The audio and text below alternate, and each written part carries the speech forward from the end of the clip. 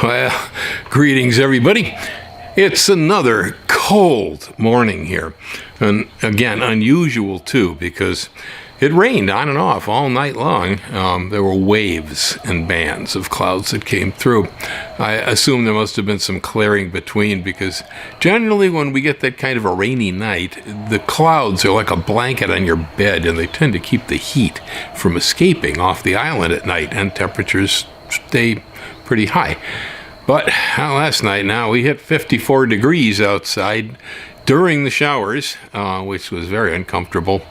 And the inside of the house hit 64 degrees when I got up this morning. Gracie did not want to get up.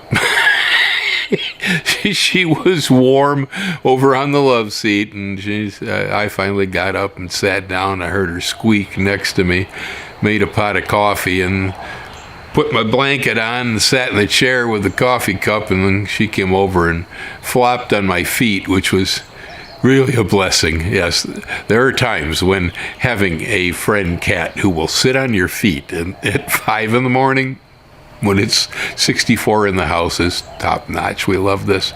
And of course, it's a fair exchange because she was getting warmed from my feet. Now, we went on for almost an hour and a half this morning. Very unusual.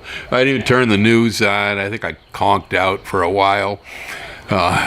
Later, I turned the news on for a while, and Gracie finally got up, went out, but again, it was raining and waves on and off. So she came back in. She's been in and out all day, uncertain what to do with herself. Same with me. Yeah, it's one of those mornings. Well, I want to talk about solar hot water today, direct solar hot water. Ordinarily when I get started talking about EVs or photovoltaics, well, I'll get generally positive comments back from people who own EVs or use photovoltaics. Every once in a while, I get a few somewhat negative comments back from folks who I think probably underbuilt the systems. Make sure the systems are built large enough for your needs. But really, the only negative feedback I get anytime I talk about this kind of green energy is really from people who don't have it, don't use it, wouldn't own it. It's pretty simple. When you don't know anything about something and you're isolated from it, it's no good, So, but now most of the folks I speak with who have set this up, who are their own energy producers, tickle pink. Yeah, generally it's the most wonderful experience you could think of. But I want to talk about direct hot water, because every time I get on EVs, I hear all about, lithium, they'll never replace gas, blah, blah, blah, blah, blah, they got a mine. Talk about solar, I get the same stuff. In the case of direct solar hot water, well, I'd be interested to see how you guys can make a criticism here, other than if you just want to be jerks, and say, Bill's a jerk, because he talks about this stuff.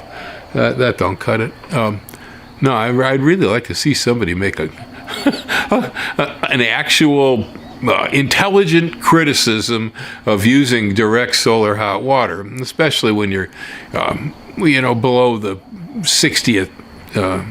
When you're below USDA Zone 6, as you get into the Sun Belt down there, this direct solar hot water stuff is the bomb, man. We have it here on the house. Now, days like today,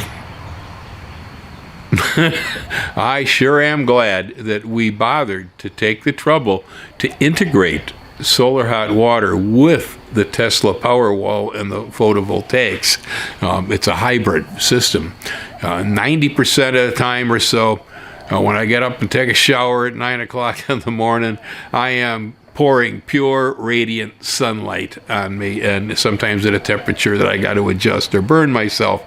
Yeah, generally speaking, the collectors here in Hawaii will, even in our cloudy environment, will generate plenty of hot water. Okay, but there's days like today or like yesterday, socked in with all these clouds.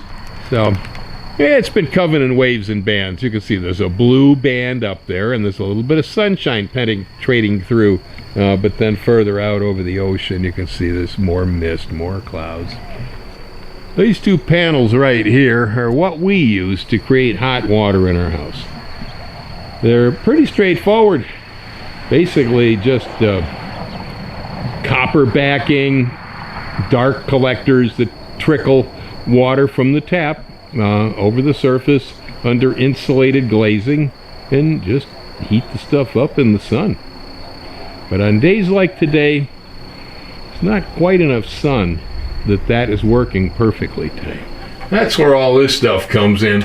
All solar hot water systems really need to use a tank. And the bigger the tank, the better. This is an 80-gallon. It was designed for solar connection. It is made by Sun Earth. It has a bunch of rigmarole on here that it's got the standard elements inside like any hot water heater, but it also has gauging, valving, things that stop backflow, blah, blah, blah. And it has a timer over here, just a plain old mechanical timer. In the day of digital equipment, isn't that amazing? Yeah, it's a clock timer, and we have it set for peak intervals. So, like between 8 o'clock and 10 o'clock in the morning, I like to have plenty of hot water to wash some dishes and take a shower, especially. And so, to make sure that clock will turn on the electric elements that are in this and connect them to the Tesla Powerwall sitting over there. So it then becomes part of my photovoltaic system briefly. And if the thermostat says the water's too cold, the thermostat will kick in and start to heat the water using my photovoltaics rather than the direct sunlight.